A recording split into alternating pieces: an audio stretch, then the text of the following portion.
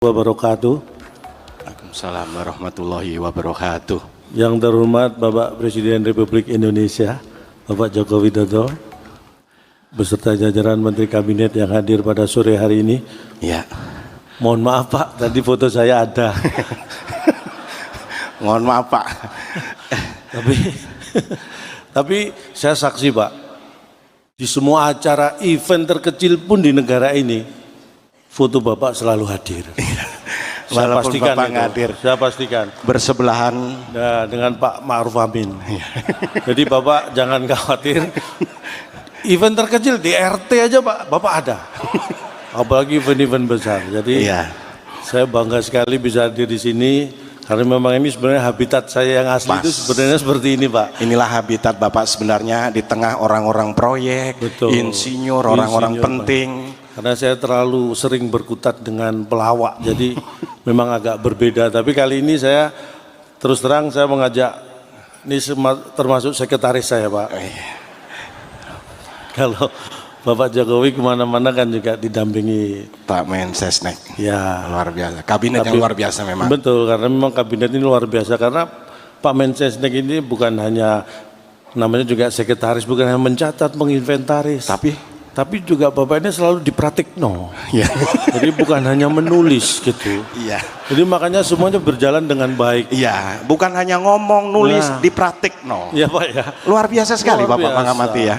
Pas sekali ya, benar. Tapi berhubungan dengan teknik proyek tadi Bapak. Ya memang saya sampaikan, saya lulusan teknik elektro ITS Pak. Iya. Tapi memang selama ini lulusan kampus saya itu terbagi 3 kelompok besar. Ya, yang pertama? Yang pertama banyak lulusan dari kampus saya yang menjadi orang penting. Jadi orang penting. Jadi orang penting. Yang kedua? Yang kedua, yang penting jadi orang. Ya. Ada yang seperti itu ada Pak. Nah, Bapak masuk yang mana nih? Saya yang ketiga. Yang ketiga apa Pak? Kalau saya yang penting orangnya jadi. Nah, itu baru penting saya. Iya. Karena seperti acara ini PSN telepon sekali langsung jadi. Lah ini penting buat saya. Karena banyak sekali perusahaan telepon berkali-kali ujung-ujungnya nggak jadi. Nah, jadi itulah persamaan antara Bapak dan PSN. Betul. Yaitu jadi ini saya mewakili yang penting jadi. Makanya saya mewakili dari KPPIP. Wis. Apa Pak KPPIP? Ini komedian peduli percepatan infrastruktur prioritas. Wis. Luar biasa. Kalau istri Bapak juga sarjana istri saya kebetulan juga lulusan elektro, cuma sekarang memang menjadi jaksa Pak. Pak, jaksa itu profesi, pendidikannya juga harus profesi Pak. Ini perlu saya jelaskan. Istri saya itu sekarang jadi jaksa karena setiap hari kerjanya nuntut aja Pak sama saya. Bahkan melebihi jaksa kadang-kadang. Jadi istri saya itu kalau di rumah kerjaannya nuntut seperti jaksa. Kalau saya di rumah seperti pengacara, saya selalu membela diri gitu kan. Nah, anak-anak saya jadi saksi. Saksi apa Pak? Saksi memberatkan Pak. Karena sudah tahu ibunya minta dibeli tas, anak minta dibeliin sepeda motor. Itu kan malah memberatkan. Oke, Bapak ini langsung saja kita ke fokus karena waktu juga terbatas. Pengamatan Bapak mengenai PSN ini Pak? Saya kira proyek strategis nasional ini sangat luar biasa. Karena menurut data dari KPPIP yang sebenarnya, saya mendapat bahwa 100 lebih ya yang dilaksanakan dengan baik. Hanya mungkin beberapa. Jadi gini, ada sekitar 185 atau 150 proyek yang sudah selesai dikerjakan sebagian besar oleh Kementerian PUPR. Jadi ada sekitar 8 proyek yang masih menambah tambahan waktu. Itu dia, makanya catatan saya yang belum selesai tadi, kalau yang sudah selesai dikerjakan PUPR, yang belum selesai ini menjadi PRPU. Oh ya. Ya, karena ini belum selesai, ini jadi PR buat PU. Iya, jadi PR-nya PU memang, tapi menurut saya memang PRPU harus punya PR. Kenapa? Karena kalau nggak punya PR cuma PU, ya kan Pak ya.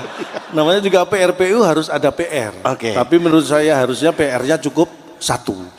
Jangan sampai lebih. Kenapa Pak? Karena PRPU kan PR-nya 1. Ya. Kalau 2 jadi PRPU. Nah, salah satu kendala yang kita hadapi hari ini adalah mengenai kadang lahan Pak. Pembebasan lahan. Itu disampaikan oleh Pak Hadi. Pak Hadi Cahyanto sertifikasi sudah Pak. Betul sekali. Jadi memang Saya kira ini hal yang kadang-kadang kita tidak menyadari ini terjadi di negara kita. Penyelesaian masalah mungkin lahan. Kenapa kadang-kadang tidak bisa cepat? Karena memang lahan, Pak. Kenapa? Jadi harus diselesaikan secara perlahan. Jadi jadi dari lahan ini selesai, lahan berikutnya. Jadi itu memang filosofinya, namanya juga perlahan, memang nggak bisa cepat. Iya. Harus kita pahami. Perlahan-lahan. Jadi tiap lahan dulu gitu Pak ya? Betul sekali. Bisa aja Bapak ya? Ya ini karena saking nganggurnya ya. Baik Pak, jadi gini Pak, gerakan sudah dimulai 80 tahun lalu. Betul. Ini adalah luar biasa. Bapak Jokowi mencanangkan, banyak mendapat tentangan, buat apa bikin jalan dulu, buat apa ini, orang ininya belum ada. Betul. Menurut Bapak? Nah, saya ingat betul tahun 2019, saya sempat diundang hadir ke Istana Bogor. Saya dengan penuh segala rasa hormat bisa mewawancara Bapak Jokowi waktu itu. Kalau Bapak masih ingat, ketika saya menanyakan tentang bahwa banyak yang mengatakan jalan tuh nggak bisa dimakan, infrastruktur nggak bisa dimakan, tapi Bapak tetap membangun, tetap melaksanakan semua program karena yakin inilah yang dibutuhkan bangsa ini. Berarti Pak Jokowi ini punya pikiran ke depan Pak ya? Betul sekali, karena sesuai dengan background beliau. Apa? Jauh sebelum menjadi presiden itu menunjukkan background beliau. Apa? Beliau dulu kan di dunia mebel, furniture. Nah, itulah yang membuat Bapak ini visinya, pemikirannya tuh furnituristik. Jadi ke depan. Pak, mohon maaf Pak, itu futuristik itu untuk orang yang tidak punya background di dunia furniture. Punya background itu furnituristik. Orang sudah tahu. Luar biasa. Makanya jadi gini, Pak, dari semua pembangunan yang sudah dilakukan, yang termasuk proyek strategis nasional, ada jalan, waduk, bendungan, jembatan, betul, bandara, kemudian pelabuhan. Ya, saya kira prioritas yang mana Pak? Sebenarnya menurut saya yang paling penting itu jalan. Enggak, maksud saya pelabuhan juga penting untuk ekonomi iya, Pak. Penting, pelabuhan, bandara untuk transportasi penting. Waduk, bendungan penting. Kenapa jalan? Tapi yang paling penting jalan. Kenapa? Karena semua proyek tadi itu kan memang harus jalan yang penting. Jangan sampai nggak jalan itu jadi mangkrak. Jadi proyek apapun itu yang penting jalan. Harus jalan. Paham iya sih Pak. Nah, paham saya. Wah, berarti hanya saya yang nggak paham ini ya. Semua paham. Semua paham. Oke, nah ini kadang dibutuhkan yang namanya kita sebagai warga. Betul. Pengorbanan juga, keikhlasan juga, saling mengerti gitu. Kadang proyek itu kena harus digusur, harus mendapat ganti untung. Inilah, ini saya katakan kabinet ini luar biasa karena ada satu cerita. Kebetulan saya dengan Bapak Menteri PUPR, Pak Bas itu kan satu alumni SMA Pak. Iya. Dan ada cerita bahwa Pak Bas itu juga salah satu rumah beliau, itu juga terkena untuk proyek. Nah, saya kira itu suatu contoh yang luar biasa. Beliau memberikan itu, membantu prosesnya. Jadi Humbas itu di Hombes Pak, Hombes. Hombes itu kan rumah orang kan, rumahnya Pak Bas, jadi Humbas. Jadi rumahnya Pak Humbas. Ini untung Pak Bas nggak ada nih Pak. Pak Bas sedang di proyek menyelesaikan PSN yang belum selesai tadi. Tenang aja. Makanya semester pertama 2024 kita harapkan semua selesai. Salah satu kenapa kita harus mempercepat yang namanya PSPN atau PSN ini. Kita akan menyongsong Indonesia Emas 2024. Betul, itu yang terpenting. Dan sebenarnya Indonesia dikaruniai namanya bonus demografi. Itu yang ingin saya sampaikan. Ini penting sekali. 2045 kita akan menuju Indonesia Emas, 100 tahun usia Indonesia. Kita akan menjadi kekuatan ekonomi terbesar keempat dunia. Banyak yang harus kita lakukan. Ya. Jadi salah satunya kita punya bonus demografis, di mana itu usia produktif itu sekitar 70% Pak. Jadi usia produktif itu antara 15 sampai 64 tahun. Kalau yang enggak produktif? Kalau di bawah 15 dan di atas 64 tahun itu non produktif, itu 30%. Bedanya gimana begitu? Secara sederhana sebenarnya bedanya gini, membedakan usia produktif dan non produktif. Ya. Kalau usia produktif itu kan masih menghasilkan. Iya. Jadi biasanya rutin ngecek saldo, Pak. Ya, kalau nggak produktif, biasanya ngecek tensi, ngecek darah itu.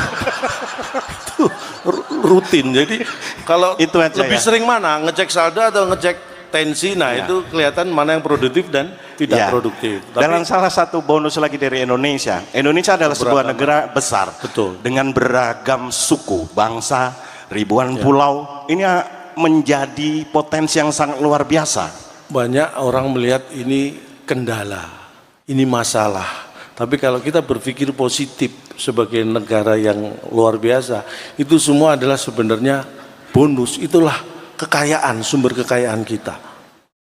Suku di Indonesia itu 1.300 lebih, Pak, ya? Ribuan lah. Suku bangsa itu, bahasa 700 lebih.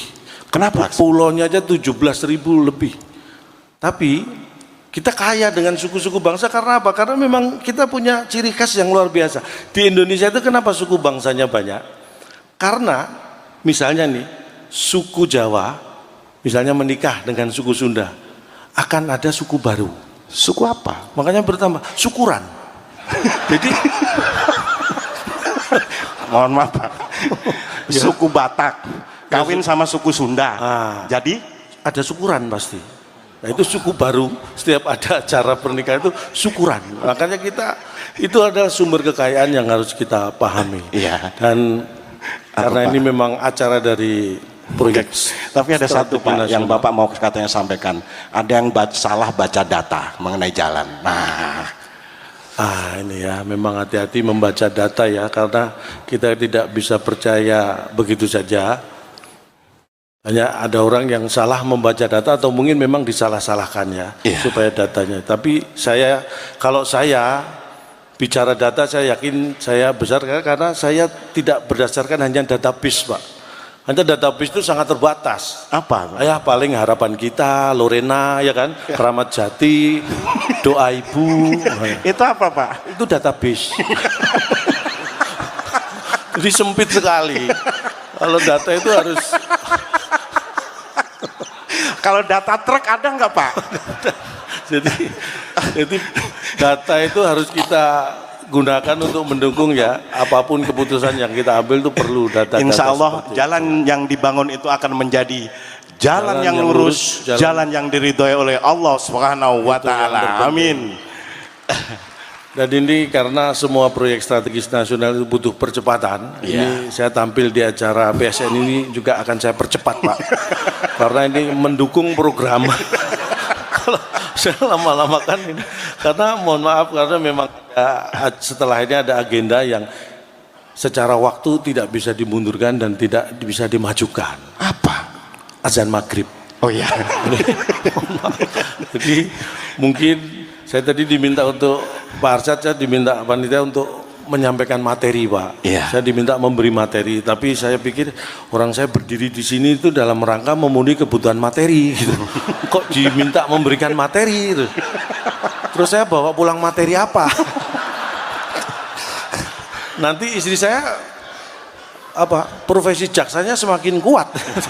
Nuntutnya semakin keras itu. Jadi sekali lagi mungkin hanya ini yang bisa kami sampaikan.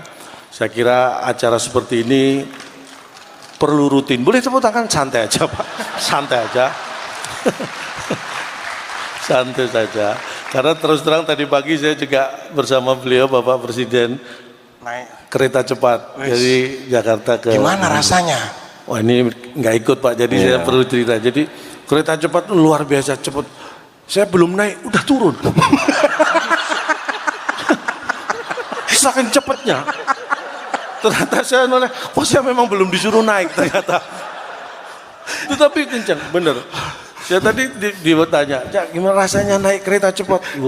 Kecepatan 350 km per jam. Mantap. Saya disitulah merasakan, seperti ini rasanya jadi Valentino Rossi. Ada wifi-nya kencang juga ya? Valentino Rossi itu saya 350 km per jam saya masih bisa minum tadi.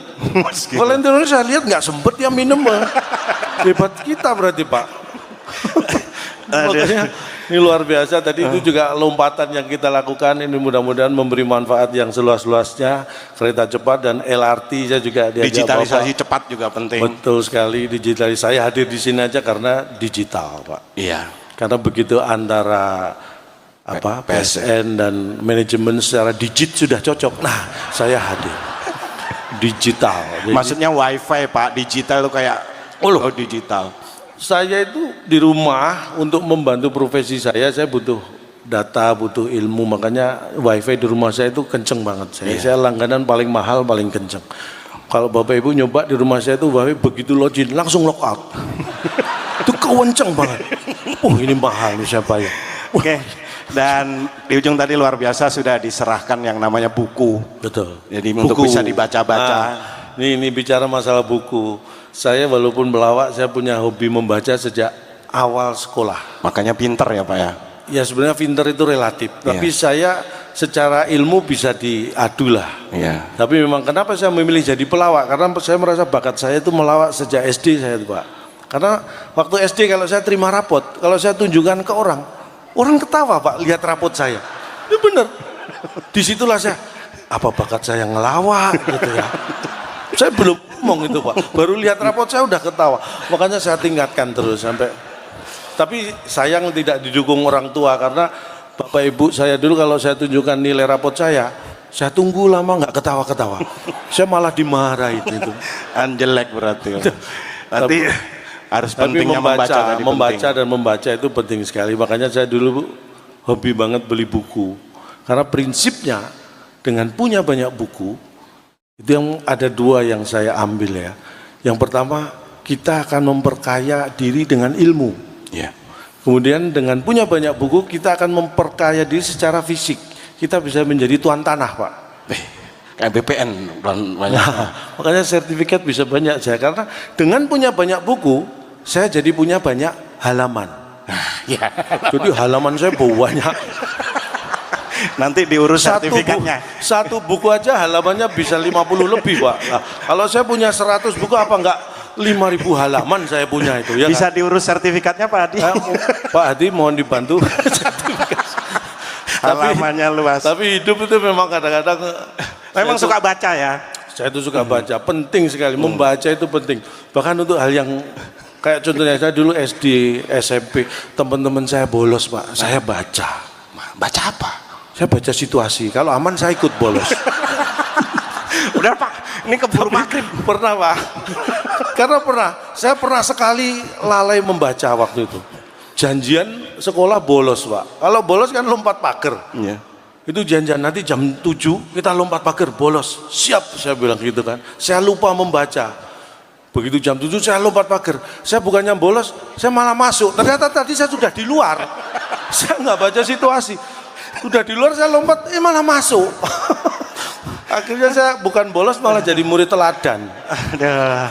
Itulah pentingnya membaca. Makanya sekali lagi jangan sembarangan untuk membaca. Baik, Pak. Mungkin sampai di sini yang bisa kami berikan. Kalau ada yang salah mohon dianggap benar. Karena memang tak ada gading yang tak retak. Jadi kami juga mohon maaf atas keretakan keluarga Gading dengan Gisel ya. Malah gosip, mohon maaf.